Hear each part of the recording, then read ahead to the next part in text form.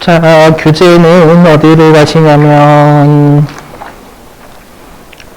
91페이지네요.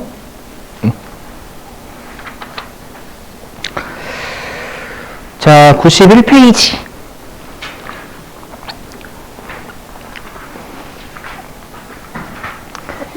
자, 제1절 송금 및 송금불사입. 자, 일단 여러분들 첫 두 줄, 밑줄 좀 치시죠. 송금이란 여기서부터 제외한다까지. 자, 밑줄 좀. 자, 송금이란 당의 법인의 순자산의 감소. 그죠, 여러분들? 아까 입금은 순자산의 증가니까 여기는 순자산의 감소. 91페이지입니다. 자, 순자산을 감소시키는 거래로 인해서 발생하는 손비, 손실 또는 비용, 다 비용과 같은 말이라 생각하시면 돼요. 이 금액을 말한다. 다만 자본 또는 지분의 환급, 여기 감자입니다, 여러분들. 자본 또는 지분의 환급. 회사 입장에서는 주식 발행하면 지분이 올라가잖아요, 상대방. 그럼 돌려주게 되면 상대방은 지분이 줄겠죠. 환급. 그 다음에 잉여금의 처분. 우리가 잉여금의 처분을 여러분 미처분 이익잉여금 감소시키는 거잖아요. 자, 이익잉여금의 처분 및 송금불사 및 항목은 제외한다까지 맺어주시고. 자, 그리고 네 번째 줄에 굵은색 글씨 두 줄 밑줄입니다. 자, 법인세법에 열거되지 않은 것이더라도 거기 보시죠. 업무와 관련한 요계심이에요. 우리가 업무와 관련되지 않으면 비용으로 인정하지 않습니다, 여러분들. 수익은 그런 거 없었죠. 수익은 업무와 관련돼서 순자산이 증가해야지만 수익이나 이런 게 없었잖아요. 근데 손실 쪽은 송금 쪽 업무와 관련이 있어야 돼요. 업무와 관련하여 초래된 모든 순자산 감소액은 원칙적으로 송금에 해당한다. 자, 그러면 이제 어디를 가시냐면요. 여기 보시죠, 일단 여기 보실게요. 자, 송금의 일반 원칙 보시면, 자, 원칙은요, 여기 보세요. 자, 본사의 인건비는 단기 송금입니다. 단기 송금은 뭐냐면 비용이다, 그 뜻이에요.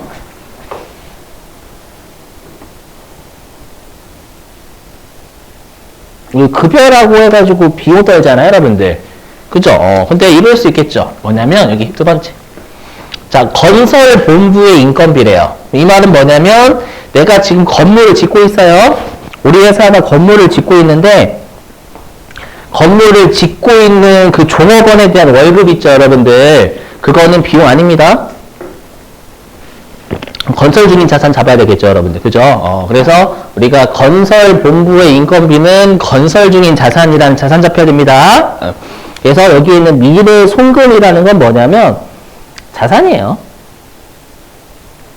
그래서 우리 저번에 어떻게 했어요? 자산은 미래의 비용이다 라는 게 되게 중요한 문구였죠. 기억나세요? 자산은 미래의 비용이다. 그래서 우리가 건설 중인 자산이 잡혔다가 나중에 건물이 완공되면 건물로 대체가 되죠. 건물로 대체가 되면 감가상각을 하면서 비용될 거잖아요. 또는 자산을 처분하면 우리가 총액법에 따라서 장부금액이 송금이 되는 거죠. 자, 그 다음에 이제 중요한 게 있어요. 뭐냐면 회계에 없는 새로운 개념이 있다라는 겁니다. 보시면, 자, 우리가 송금은 다시 어떻게 되어 있냐면 단기 송금 비용과 미래 송금 자산, 이게 회계잖아요. 회계에서는 현금을 지출했으면 자산 취득과 관련된 지출은 자산.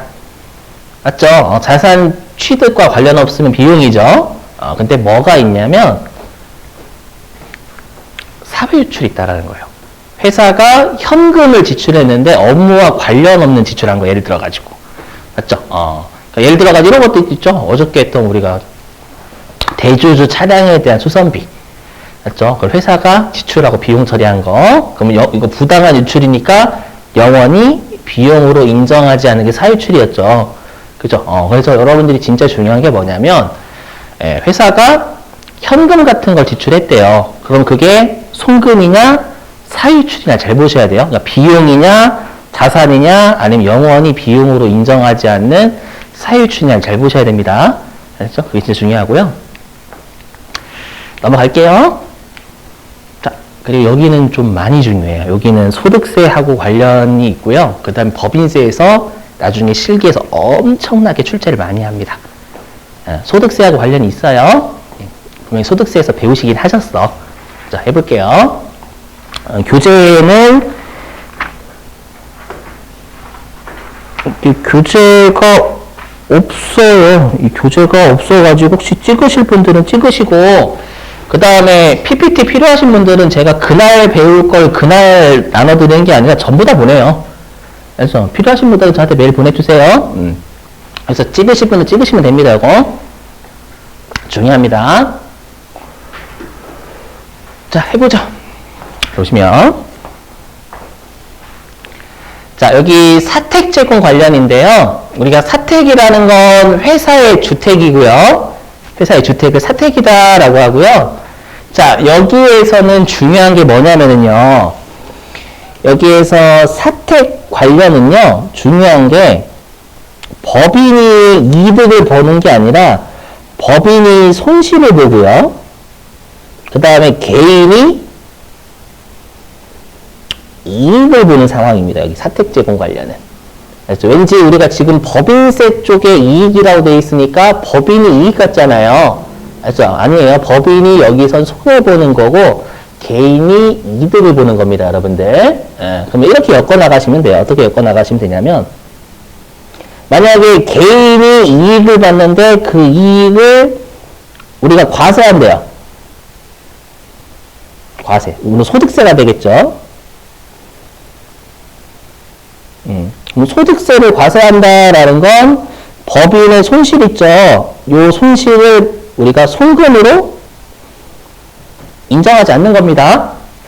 제재를 하겠다라는 겁니다, 여러분들. 근데 반대로 얘를 소득세를요.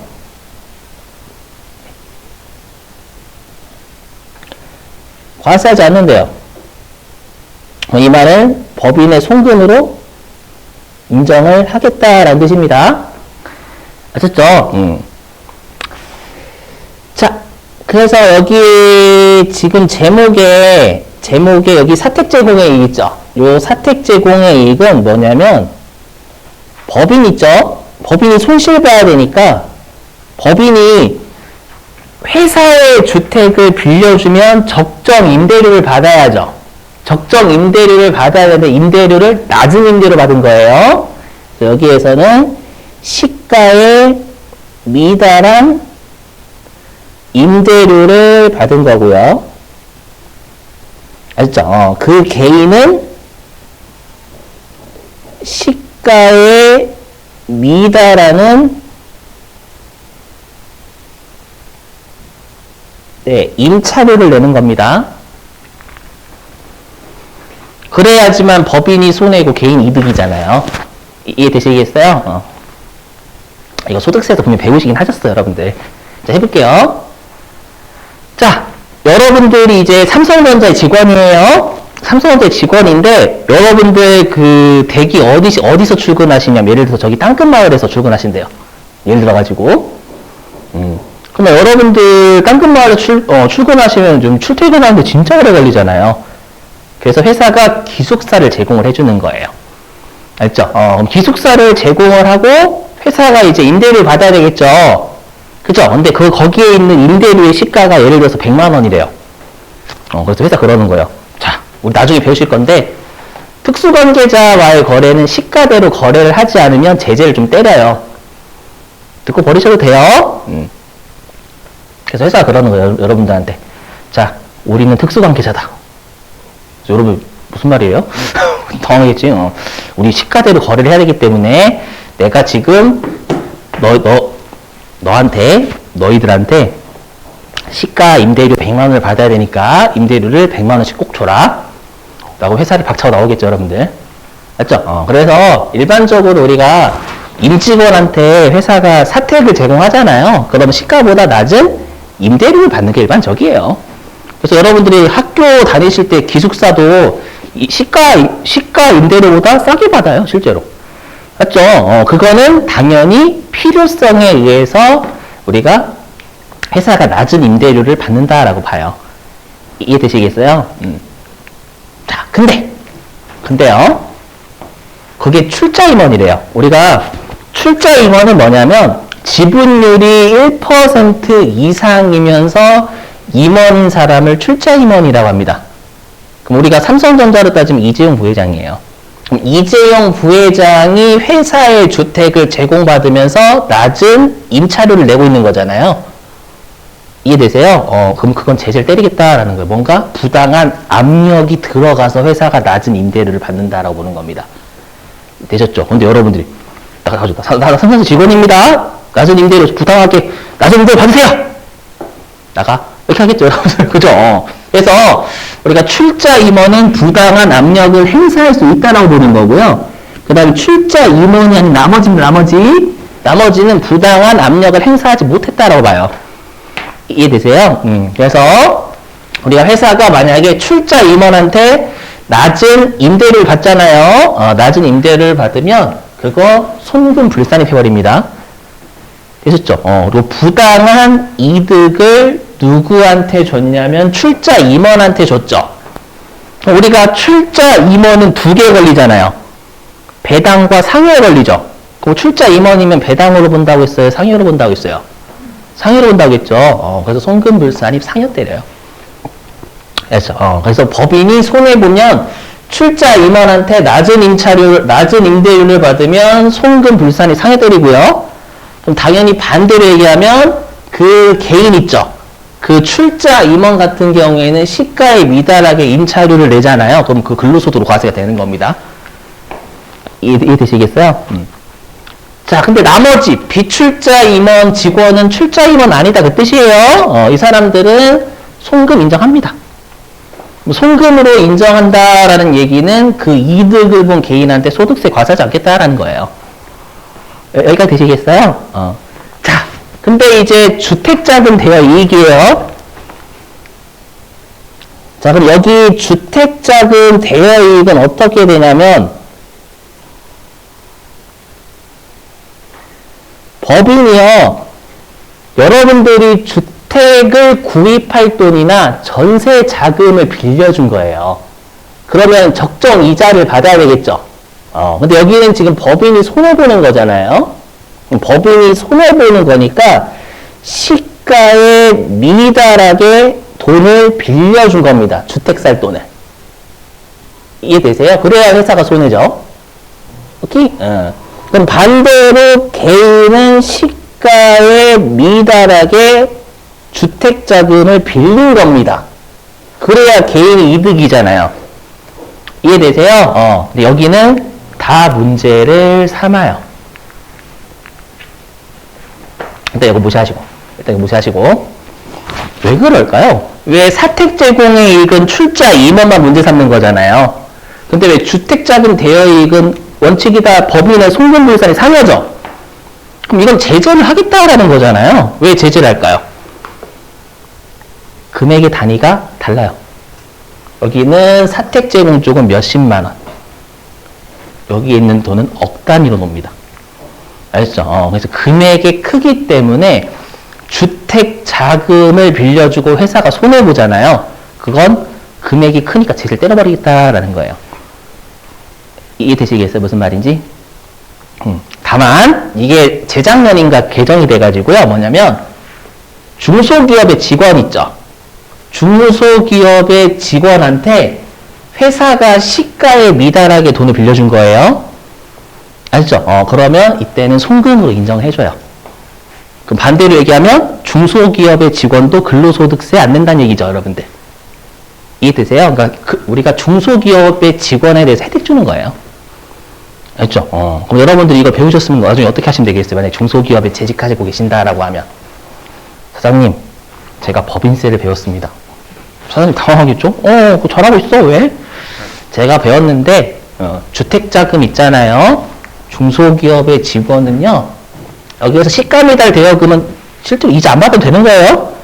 알죠? 시가에 미달하게 주택자금을 빌려줘도, 그거 과세하지 않는데요, 사장님.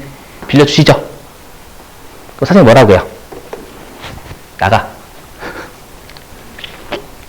재미없어요? 그죠? 그러니까 이걸 알고 계시면 좋죠, 여러분. 그럼, 또 사장님이 되게 친절한 사장님도 있을 거 아니에요? 맞죠? 진짜 중요해, 이거. 아셨죠? 진짜 많이 중요합니다, 이거. 꼭 외우시길. 넘어갈게요. 예, 알겠습니다.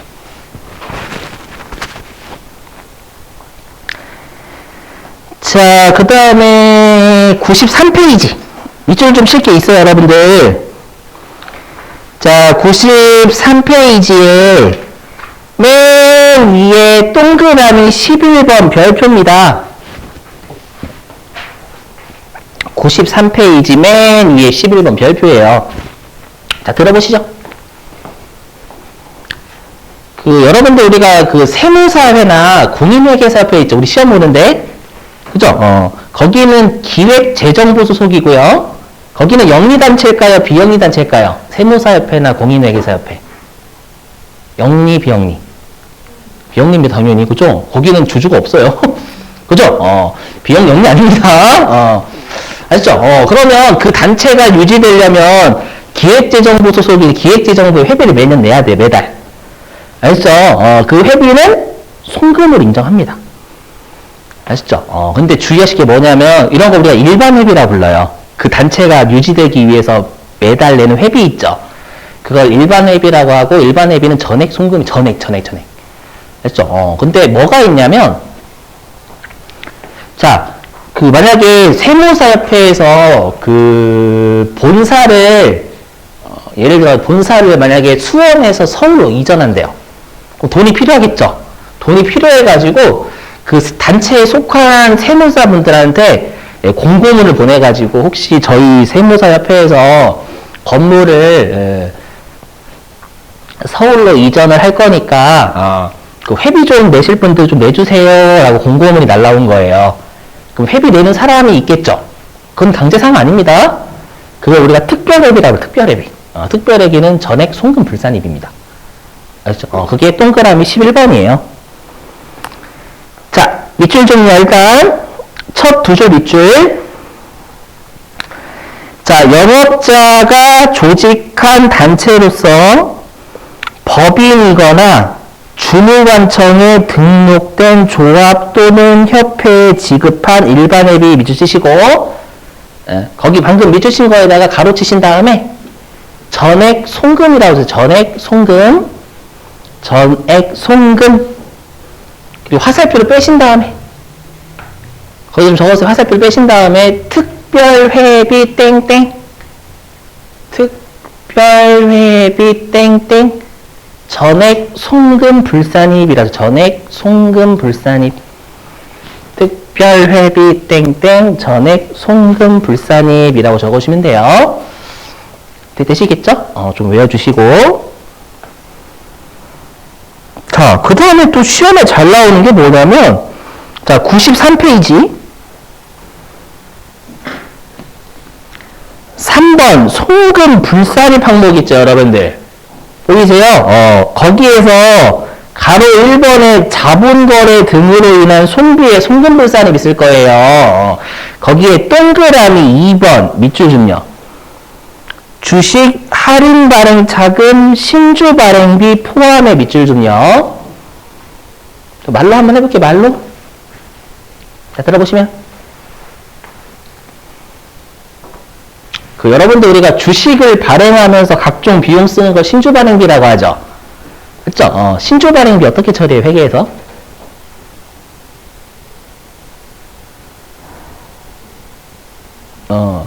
신주 발행비 어떻게 처리해요, 회계에서?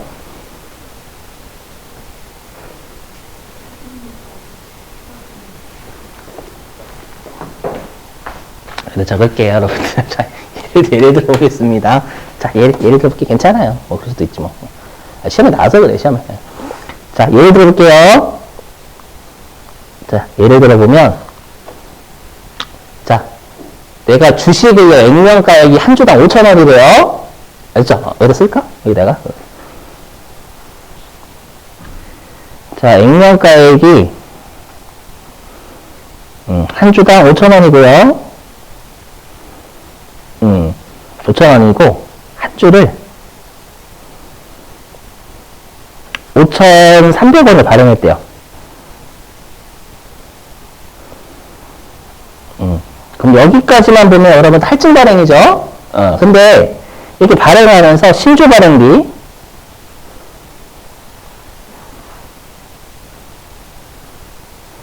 얼마라고 할까? 500원. 네, 현금으로 지출했답니다. 여기도 현금.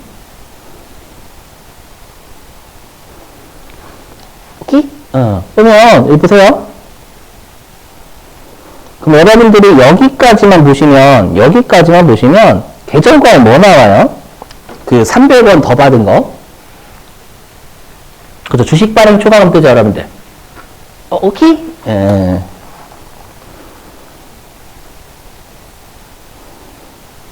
초과금 300원 뜨잖아요. 여기까지만 보면은요. 그죠? 근데 우리가 신주 발행비 어떻게 하냐면, 신주 발행비 500원, 신주 발행비, 여기 발행가액에서 차감합니다, 차감합니다, 여러분들. 그럼 얼마에 발행하는 거, 최종적으로? 저기요? 최종적으로 얼마에 발행한 거, 최종적으로? 4,800원. 맞죠? 그러면, 이제, 여기까지 하게 되면, 최종적으로 4,800원에 발행한 거예요. 이해되세요? 그럼 5,000원짜리 주식을 최종적으로 4,800원에 발행한 거죠. 그럼 계정과 뭐 떠야 돼요? 그죠? 주죠. 뭐예요? 주식 할인 발행 차감이 떠요.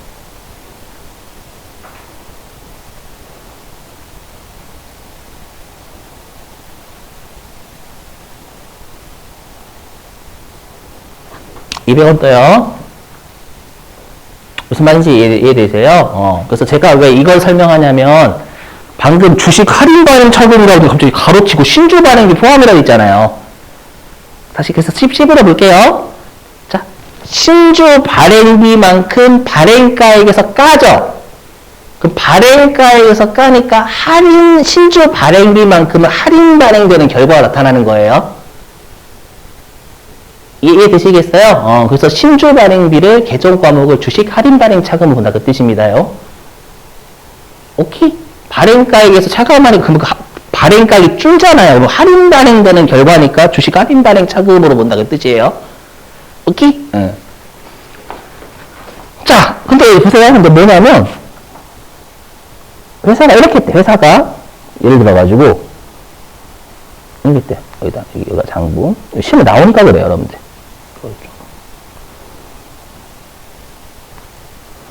회사 이렇게 했대, 이걸.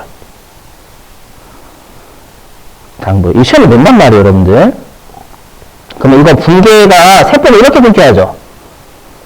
세법은 자본금 5,000원. 현금 4,800원. 맞죠? 그리고 우리가 그냥 자본이라고 할게요. 계정과목 중요한 거 아니니까 지금 우리 세무조 하려고 하는 거기 때문에 자본이 차감되는 거죠. 200원. 근데 장부는 자본금 5,000원, 그 다음에 현금 4,800원.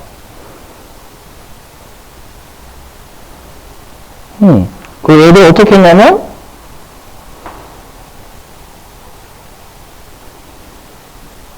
이렇게 했대요. 비용으로. 이 뜻이에요. 회사가, 왜냐면 시험에 나중에 할 때 회사가 신주 발행비를 비용으로 처리했다 이렇게 출제하거든요. 여러분, 왜 그러는데요? 저도 모르죠. 저도 모르죠. 그렇죠? 우리 약 먹은 회사들이 많이 나와요. 앞으로 이제 보실 때. 그럼 어떻게 해야 돼? 세무죠. 자, 일단 장부는 비용 200. 그죠? 세법은 비용 0. 예, 그러니까 비용을 줄여야죠. 200을. 이해되시겠어요? 이렇게 되고. 장부는 자본이 0이죠. 세법은 자본이 200 감소해야 되는 거잖아요. 자본이 감소하니까 차변이죠.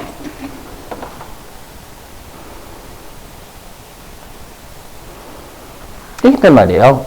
그럼 일단은 누가 봐도 요거는 세법상 비용에서 차감해야 되는 거잖아요. 그럼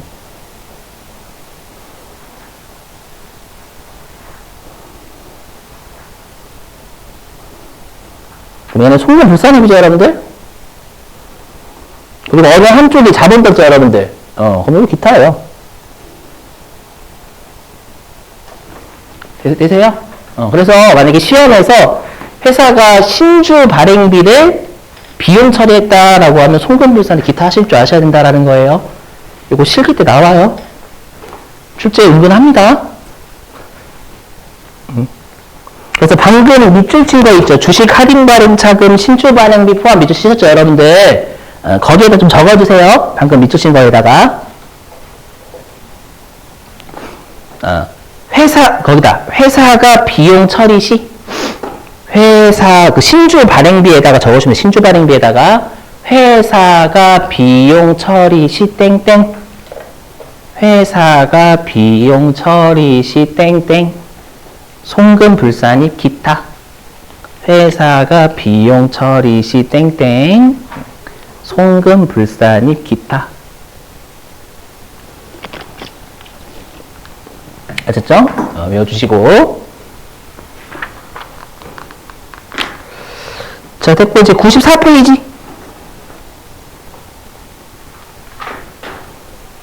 자, 94페이지의 맨 위에 쪽 가시면, 그 가로 4번의 자산의 평가 손실의 송금불산입 보이세요? 첫 번째 줄 밑줄이에요.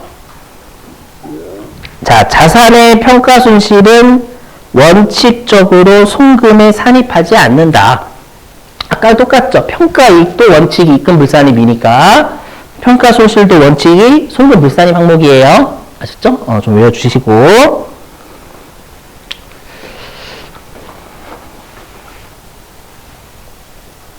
자, 이제 인건비 할게요, 여러분들. 그리고 혹시 여러분 다음 주 월요일날 실기할 거거든요. 실기할 건데 기출문제 사실 수 있어요, 여러분들. 기출문제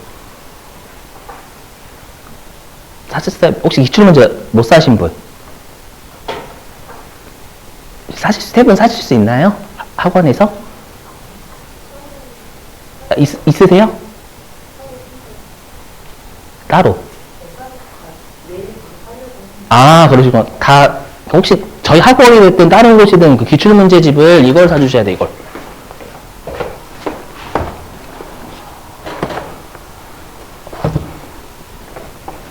여기 어울림 거 좀 많거든요. 77회부터 99회까지 있어요. 요거. 필요하신 분들은 여기 보시면 돼요.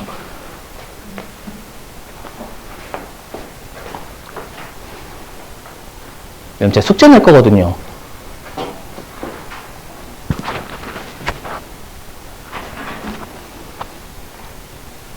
네, 너무하네라고 생각하지 마시고 쌤 읽어본 기출문제 필수예요.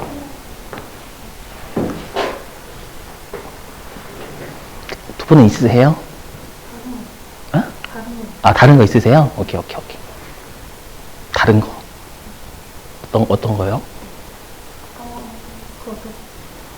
기출문제가 혹시 그럼 괜찮아요.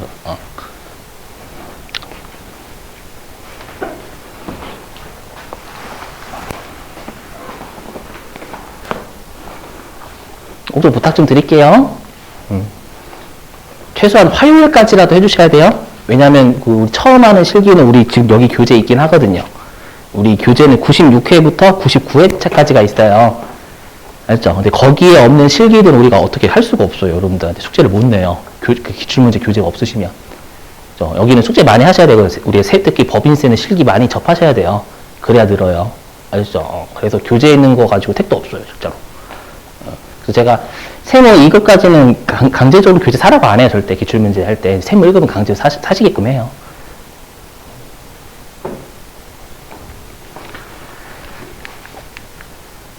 자, 보시죠. 이 급여.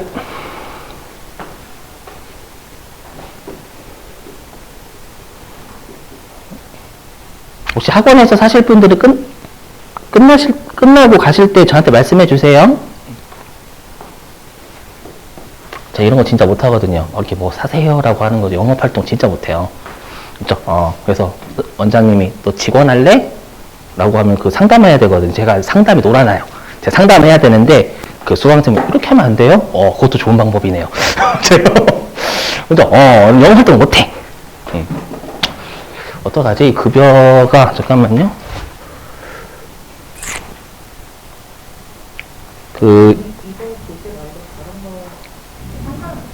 다른 거 상관없는데 근데 문제가 뭐냐면 제가 기출문제 교재 몇 페이지 펴주세요 이러면 다른 교재가 있으면 이게 페이지가 다를 수 있잖아요. 맞죠? 그건 좀 문제가 되는데 혹시라도 그게 아니라 기출문제 교재 뭐 77회 이렇게 하면 좋은데 그 교재가 좀 가지각색이면 좀 페이지가 좀 에러가 좀 있어서 그래요. 다른 교재 있으셔도 되긴 하죠. 엄밀히 얘기하면. 근데 이제 서로 간에 소통할 때 좀 헷갈리실까봐 그런 것도 있긴 있어요. 알죠? 그리고 제가 봤던 것 중 기출문제집은 그냥 회차가 많은 게 제일 짱이에요. 그래서 그래요.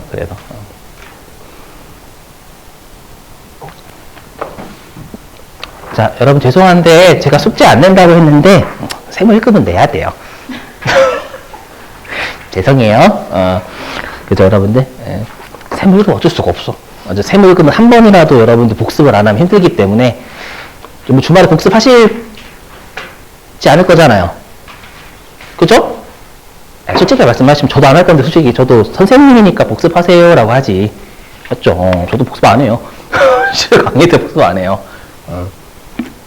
그래서 복습을 어떻게든 하셔야 되니까 강제적으로 숙제 좀 낼게요. 때려보지 마시고. 좀 표정이 안 좋으신데 많이? 자, 어디냐면은 몇 개 없어요, 여러분. 몇 개 없어요. 86페이지.